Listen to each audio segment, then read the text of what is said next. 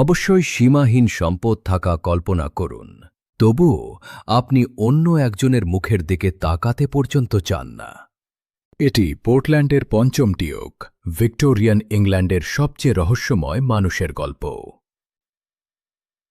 তিনি তার সম্পত্তির নিচে 15 মাইল দীর্ঘ সুড়ঙ্গ নির্মাণ করেছিলেন, যাতে তিনি কোথাও দেখা না দিয়ে যেতে পারেন। তিনি তার দাসদের নির্দেশ দিলেন যে যদি কেউ কখনো তার দিকে তাকায় তবে তাদেরকে তৎক্ষণাৎ বরখাস্ত করা হবে। এমনকি তার খাবারও একটি গোপন ফাঁকদার দিয়ে পাঠানো হতো।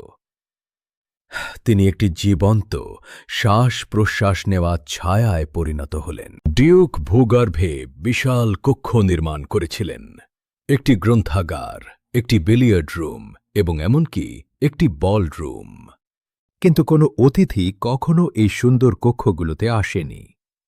সেগুলো চিরকাল খালি এবং নীরব রইল। যখনই সে বাইরে যেত, ফিস ফিস করে 4টি ছাতা সাথে রাখত, যাতে কেউ তাকে চিনতে বা দেখতে না পারে। মানুষ তাকে অদৃশ্য ডিউক বলে ডাকতে শুরু করল।